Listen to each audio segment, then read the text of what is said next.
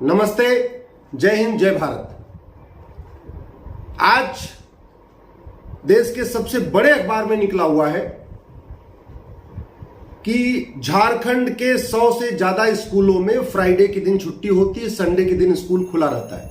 मतलब जुमा के दिन, शुक्रवार को जुमा की नमाज पढ़ना होता है, इसलिए छुट्टी हो जाती है और संडे के दिन स्कूल खुलता है। ऐसी खबर बंगाल के बारे में भी आ चुकी है, ऐसी खबर केरल के बारे में भी आ चुकी है, ऐसी खबर देश के कई जिलों से आ चुकी है। कश्मीर में तो होता ही था, यह काम पहले कश्मीर में होता था कि फ्राइडे को स्कूल छुट्टी रहती थी, संडे को स्कूल खुलता था। लेकिन अब ऐसी खबरें केरल में, झारखंड में, बिहार में, बंगाल में, कई राज्यों से आ रही हैं और उन राज्यों से भी आ रही हैं जो भाजपा शासित हैं, लेकिन जहां जिस जिले में पर्टिकुलरली मुस्लिम ज्यादा है। हम आजादी की 75वीं वर्षगांठ मना रहे हैं। 75 साल पहले विभाजन हुआ था, क्या कह के कि भाई मुस्लिम हिंदू एक साथ नहीं रह सकते, इसलिए मुस्लिम्स को अलग देश चाहिए। जहां हिंदू रहते हैं वो पवित्र स्थान नहीं होता, उनको पाकिस्तान चाहिए। पाकिस्तान का मतलब पाकिस्तान, पवित्र स्थान चाहिए। मुस्लिम्स ने अपना एक अलग से पूरा देश ले लिया, ये कहते हैं हमें हिंदू के साथ नहीं रहना। अब हिंदू के साथ जो रह रहे हैं उनको भी हिंदू के साथ नहीं रहना, उनको हिंदू के साथ मिलके नहीं रहना, उनको फ्राइडे की छुट्टी चाहिए। वो वंदे मातरम पे खड़े नहीं हो रहे, जनगण मन गा नहीं रहे, प्रार्थना करते समय हाथ नहीं जोड़ रहे, भारत माता की जय भी हराम है। इसका कोई समाधान है कि नहीं है? सोशल मीडिया में तो बड़ी वंदे मातरम, भारत माता की जय, जय श्री राम, हिंदू राष्ट्र, पता नहीं क्या क्या बोल रहे हैं। एक्चुअल में भारत पूरी तरीके से खोखला हो चुका है। सोशल मीडिया में जो भी ब्रांडिंग कर ले लोग ब्रांडिंग कर ले, लेकिन सच्चाई यह है कि राम का अपमान करने पे किसी को थप्पड़ भी नहीं पड़ता है, कृष्ण का अपमान करने पे किसी को थप्पड़ भी नहीं पड़ता है, मां काली का अपमान करने पे किसी को थप्पड़ भी नहीं, मुकदमा भी नहीं लिखा जाता, थप्पड़ मारना छोड़िए। विष्णु का अपमान होता है, शंकर का अपमान होता है, सरस्वती जी का अपमान होता है, दुर्गा जी का अपमान होता है, लक्ष्मी जी का अपमान होता है, किसी को थप्पड़ भी नहीं मारा जाता। लेकिन एक बेटी ने एक बार एक सेंटेंस बोल दिया और वो भी वो बात कही जो किताब में लिखा हुआ है, वो बात कही जो कई सारे मौलवी मौलाना कह चुके हैं। इसके बावजूद उसको, उसके ऊपर 2 करोड़ 3 करोड़ का इनाम रखा जाता है और जो लोग उसको सपोर्ट करते हैं उनका गला भी काट दिया जाता है। और गला ऐसे ऐसे भी लोग काट रहे हैं जिनकी 10 साल से 15 साल से दोस्ती थी, वो लोग गला काटे। आपने कभी सोचा कि ये जो दिमाग में जिहाद है, ये आ कहां से रहा है? और जब जब गला काटा जाता है तो होता क्या है? ट्विटर पे ट्रेंडिंग, जस्टिस फॉर ये, जस्टिस फॉर वो, justice for Narang, justice for Kanhaiya, justice for Rupesh, justice for Bharwad, justice for Kamlesh. जिस दिन एक हत्या हो जाएगी हम 2-3 दिन जस्टिस कर लेंगे और क्या करेंगे? हनुमान चालीसा पढ़ लेंगे और क्या करेंगे? सड़क पे लेके अपना तिरंगा लेके घूमेंगे और क्या करेंगे? फेसबुक पे पोस्ट लिख देंगे और क्या करेंगे? चंदा इकट्ठा कर लेंगे, उसको उसके जाके घर वालों को दे देंगे। ये समाधान है क्या? ये ट्विटर पे ट्रेंडिंग करना, फेसबुक पे पोस्ट लिखना और शांति मार्च निकालना, भगवा रैली निकालना, हनुमान चालीसा पढ़ना, ये इसका समाधान है जिहाद का क्या? ये जिहाद का समाधान होता तो अब तक देश में शांति आ गई होती। अगर इससे शांत होता तो एक मर्डर के बाद दूसरा मर्डर नहीं होता, एक ही मर्डर, क्योंकि हम तो हर बार यही काम करते। जब भी एक हत्या होती है तो 5-6 काम फिक्स है। कुछ लोग ट्विटर पे ट्रेंडिंग करेंगे, कुछ लोग फेसबुक पोस्ट लिखेंगे, कुछ लोग कैंडल मार्च करेंगे, कुछ लोग जंतर मंतर पे इकट्ठा होकर भाषणबाजी करेंगे, कहेंगे हम दांत तोड़ देंगे, ईंट का जवाब पत्थर से देंगे। कुछ लोग पैसा इकट्ठा करेंगे, जाके चंदा देके आ जाएंगे घर वालों। तो कुल मिलाकर सब अपनी अपनी ब्रांडिंग कर लेते, ये सब काम करके पूरा एकदम बाकायदा राष्ट्रवाद मजबूत कर लेते, अपनी ब्रांडिंग अच्छी कर लेते। लेकिन इससे जिहाद कम हो रहा है क्या? इससे मजहबी उन्माद कम हो रहा है क्या? इससे हत्या कम हो रही है क्या? अरे मैं बार बार कहता हूं, जिहाद की फैक्ट्री है मदरसा। दुनिया में जहां भी मदरसा है वहां अशांति है, जहां पे भी मदरसा है अशांति है। ये बात हमारे लोगों को क्यों नहीं समझ में आ रही है? और मदरसा को बंद करना बहुत आसान है।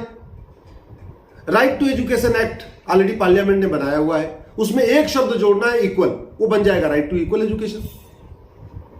उसमें पढ़ने की उम्र 6 से 14 साल है, उसको 6 से 18 साल करना है, यानी 12वीं तक को लागू होगा, हो गया मदरसा बंद। आप केवल राइट टू एजुकेशन एक्ट को बदल के उसको राइट टू इक्वल एजुकेशन कर दीजिए, पढ़ने की उम्र 6 से 14 है, 6 से 18 कर दीजिए, लागू कर दीजिए पूरे देश में one nation one syllabus, one nation one education board. ये सीबीएसई बोर्ड, आईसीएसई बोर्ड, मदरसा बोर्ड, जो दुनिया भर के बोर्ड है, 40 तरीके के बोर्ड, इनको मर्ज कर दीजिए। जैसे वन नेशन वन टैक्स हुआ था, 40 तरीके के टैक्स मिला के वन नेशन वन टैक्स हुआ था, वैसे one nation one education board हो जाएगा। एक भारतीय शिक्षा बोर्ड नया बनाइए, सबको उसी मर्ज कर दीजिए, पूरे देश का सिलेबस एक कर दीजिए। लोग अपनी अपनी मातृभाषा में पढ़ेंगे, गुजरात वाले गुजराती में पढ़ेंगे, महाराष्ट्र वाला मराठी में पढ़ेगा, तमिलनाडु वाला जो है अपनी भाषा में पढ़ेगा, तमिल में पढ़ेगा, आंध्रा वाले तेलुगु में पढ़ेंगे, कोई मलयालम में पढ़ेगा, कोई हिंदी में पढ़ेगा, जिसकी जहां की भाषा उसमें पढ़ेगा, सिलेबस एक हो जाएगा। भाई छोटे बच्चे को जहां नफरत सिखाई जा रही है, जहां छोटे बच्चे को यह बताया जा रहा है कि जब तक एक भी काफिर है तब तक इस देश कयामत की रात नहीं आएगी, जब तक कयामत की रात नहीं आएगी तब तक ये डिसीजन नहीं होगा कि जन्नत मिलेगी या जहन्नुम में कोई जाएगा। जब तक जन्नत नहीं मिलेगी तब तक 72 हूर नहीं मिलेगी, दूध की नदी नहीं मिलेगी, केसर वाली शराब नहीं मिलेगी, फूलों का गद्दा नहीं मिलेगा। जब ये सारी चीजें बचपन में पढ़ाई जा रही हैं, तुम जितने ज्यादा लोगों को कन्वर्ट करके इस्लाम बनाओगे उतने तुम जो है तुम्हारे जन्नत जाने के चांस बढ़ जाएंगे। ये जब जहां बातें सिखाई जा रही है, दिवाली की मुबारकबाद देना हराम है, होली मनाना हराम है, सारे हिंदू त्योहार मनाना हराम है, सारे हिंदू रीति रिवाज मनाना हराम है, हाथ में रक्षा बांधना हराम है, तिलक लगाना हराम है, जनेऊ पहनना, चलो जनेऊ तो बहुत बात की बात हो गई। तो जहां ये सिचुएशन है, मंदिर जाना हराम है, जय श्री राम बोलना हराम है, सब कुछ, वंदे मातरम हराम है, भारत माता की जय हराम है, सब कुछ हराम है, जहां ये बातें सिखाई जा रही है, हम वहां शांति की बात कर रहे हैं और हम बड़ी बड़ी ब्रांडिंग कर रहे हैं ट्विटर पे, फेसबुक पे। ये जो सारा का सारा राष्ट्रवाद घूम रहा है ना, ये राष्ट्रवाद एक्चुअल में पूरी तरीके से पोपला है, खोखला है। ये हवाई राष्ट्रवाद है, केवल सोशल मीडिया में बुलबुला है राष्ट्रवाद का। धरती पे, जमीन पे एक्चुअल में जिहाद फैला हुआ है, और जिहाद ये पहले स्टेज में नहीं, ये जिहाद का कैंसर है, चौथे स्टेज में आ चुका है। इसलिए एक कानून से बात भी नहीं बनेगी, कई कानून बनाने पड़ेंगे। लेकिन आज तो मैं केवल कह रहा हूं, मदरसा बंद करिए। माननीय प्रधानमंत्री जी, मदरसा बंद करिए। इसको बंद करना बहुत आसान है। मेरी पीआईएल चल रही है यूनिफॉर्म एजुकेशन के ऊपर। मैं आप लोगों से भी निवेदन करता हूं, एक बार गूगल करिए uniform education, Ashwini Upadhyay, Delhi high court. ये गूगल करिए, Ashwini Upadhyay uniform education, Delhi high court, एक बार आप लोग गूगल करिएगा। मेरी पीआईएल चल रही है, लेकिन शिक्षा मंत्रालय उसका जवाब भी नहीं दे रहा है। खुद कुछ करना नहीं है और हाई कोर्ट में जवाब देना नहीं, सुप्रीम कोर्ट में जवाब नहीं देना। इसलिए मुझे कड़वी सच्चाई रखना पड़ रहा है जनता के सामने। मुझे समझ में नहीं आ रहा है कि ये नौकरशाह, ये बाबू, ये जो सचिव है, ये किस दुनिया में जी रहे हैं कि मंत्रियों तक को नहीं बता रहे हैं कि हाँ, हाई कोर्ट, सुप्रीम कोर्ट में कौन कौन सी पीआईएल चल रही है, उनको भी नहीं पता है। जनसंख्या नियंत्रण कानून पे बकायदा सुप्रीम कोर्ट ने पीआईएल एडमिट किया, सरकार कह रही है कि जरूरत ही नहीं है। यूनिफॉर्म सिविल कोड की पीआईएल सुप्रीम कोर्ट ने एडमिट किया, सरकार कह रही इसकी जरूरत ही नहीं है। समान शिक्षा की पीआईएल, यूनिफॉर्म एजुकेशन की पीआईएल हाई कोर्ट ने एडमिट किया हुआ है, सरकार जवाब नहीं दे रही है। तो जब खुद करना नहीं और कोर्ट में जवाब नहीं देना, तो रास्ता निकलेगा क्या? ये सोशल मीडिया में, ट्विटर पे और फेसबुक पे और इंस्टाग्राम पे केवल वंदे मातरम, भारत माता की जय और ऐसे ब्रांडिंग करने से राष्ट्रवाद मजबूत होगा क्या? यहां तो गला काटा जा रहा है। ये गला काटने वाला सिस्टम कैसे बंद होगा? अगर जब एक बार गला काटा गया, उसी समय किसी को फांसी हो गई होती, तो मुझे लगता दूसरी बार गला नहीं काटा जाता। कितने गले काटे जा चुके हैं अब तक? इतने गले काटे। राजू का गला काटा गया। अगर राजू के हत्यारों को फांसी हुई होती तो कृष्णा का गला नहीं काटा जाता। कृष्णा के हत्यारों को फांसी हुई होती तो शिवम का गला नहीं काटा जाता। शिवम के हत्यारों को फांसी हुई होती तो बादल का नहीं गला कटता। बादल के हत्यारों को फांसी हुई होती तो नीलेश का नहीं गला कटता। लेकिन क्या हुआ? किसी को सजा हुई। और हम लोग इतने भोले हैं कि नेता नगरी हमको सड़क उतार देती, चलो फांसी की मांग करो, फांसी की मांग करो। हम तख्ती लेके सड़क पे पहुंच जाते हैं और कहते फांसी दो, फांसी दो, फांसी दो। हम कभी अपना दिमाग नहीं लगाते कि आज तक किसी फांसी हुई नहीं। कमलेश के हत्यारों को फांसी नहीं हुई, गंगाराम के हत्यारों को फांसी नहीं हुई, डॉक्टर नारंग के हत्यारों को फांसी नहीं हुई, रतनलाल के हत्यारों को फांसी नहीं हुई, अभिजीत के हत्यारों को फांसी नहीं हुई, रामलिंगम के हत्यारों को फांसी नहीं हुई, रिंकू शर्मा के हत्यारों को फांसी नहीं हुई, ध्रुव त्यागी के हत्यारों को फांसी नहीं हुई, चंदन गुप्ता के हत्यारों को फांसी नहीं हुई, बंधु प्रकाश के हत्यारों को फांसी नहीं हुई, रचित जाट के हत्यारों को फांसी नहीं हुई, प्रियंका रेड्डी के हत्यारों को फांसी नहीं हुई, अंकित शर्मा के हत्यारों को फांसी नहीं हुई, अंकित सक्सेना के हत्यारों को फांसी नहीं हुई, दिलवर नेगी के हत्यारों को फांसी नहीं हुई, हिना तलरेजा के हत्यारों को फांसी नहीं हुई, ट्विंकल शर्मा के हत्यारों को फांसी नहीं हुई, किशन भरवाड़ के हत्यारों को फांसी नहीं हुई, कमलेश तिवारी के हत्यारों को फांसी नहीं हुई, निकिता राजपूत के हत्यारों को फांसी नहीं हुई। जब इतने सारे मार दिए गए, ऐसे सैकड़ों और भी नाम है, तो आपको लगता है कन्हैया के हत्यारों को फांसी हो जाएगी? आपके फांसी देने की मांग करने से फांसी हो जाएगी? अरे भैया, भारत में कानून का राज है, कानून हमारा घटिया है तो फांसी होगी नहीं। कानून इतना घटिया है कि एक व्यक्ति कहता है 15 मिनट के लिए पुलिस हटा लो, हम हिंदुस्तान से हिंदुओं को खत्म कर देंगे। आपने भी अपनी आंखों से वो वीडियो देखा, अपने कानों से उसकी आवाज सुनी, जज साहब ने भी वो वीडियो देखा होगा, जज साहब ने भी सुना होगा। आज तक वो व्यक्ति बाइज्जत बरी हो गया और दोबारा उसका फिर एक वीडियो आ गया, फिर तो हनुमान जी का मजाक उड़ा रहा है, शंकर जी का मजाक उड़ा रहा है, सारे देवताओं को मजाक उड़ा रहा है, और हम फिर फांसी देने की बात करते रहते। किसी को फांसी हुई क्या, बताइए आप जरा? अफजल गुरु याकूब मेनन को फांसी के अलावा किसी को फांसी हुई? या फांसी के मुकदमे वापस हो जा रहे हैं, ऐसा घटिया कानून है। आतंकवादियों का सरकार मुकदमा वापस ले लेती है, लेकिन हम लोग इतने भोले हैं कि कभी अपना दिमाग नहीं लगाते। हम सोचते नहीं कि भैया हम तो हर बार ट्रेंड करते हैं, हर बार फांसी की मांग करते हैं, आजकल आखिर फांसी की मांग हो क्यों नहीं रही है?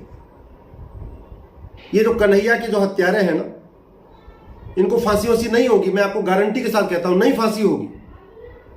मैक्सिमम होगा आजीवन कारावास, और आजीवन कारावास का मतलब भारत में होता है 14 साल। ये होगा, और वो भी आज कब होगा? कम से कम 20 साल के 25 साल के बाद होगा। 10 साल राजस्थान के डिस्ट्रिक्ट कोर्ट मुकदमा चलेगा, फिर 10 साल हाई कोर्ट में चलेगा, 20 साल हो गया, 10 साल सुप्रीम कोर्ट में चलेगा, 30 साल हो गया। सुप्रीम कोर्ट से अगर आजीवन कारावास हो जाएगा, उसके बाद रिव्यू पिटीशन फाइल होगी, क्यूरिटी पिटीशन फाइल होगी, फिर राष्ट्रपति की दया याचिका और रहेगी। हम लोग क्यों नहीं कहते कि घटिया कानून बदलो? घटिया कानून कौन बदलेगा? सरकार की ड्यूटी है। हम सरकार से कोई मांग नहीं करते, हम सब कुछ सड़क पे आके खड़े होकर कहते हैं। हम कभी ये नहीं कहते पुलिस रिफॉर्म करो, हम कभी नहीं कहते जुडिशियल रिफॉर्म करो, हम कभी नहीं कहते इलेक्शन रिफॉर्म करो।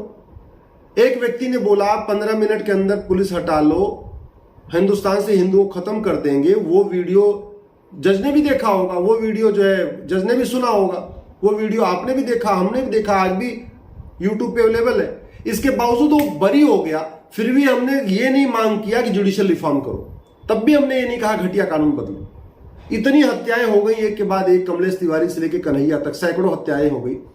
हर बार हम फांसी की मांग करते हैं, लेकिन कभी ये नहीं सोचते यार हम फांसी की मांग तो करते हैं, फांसी तो किसी को हो ही नहीं रही है, क्यों फांसी नहीं हो रही है? कानून घटिया है।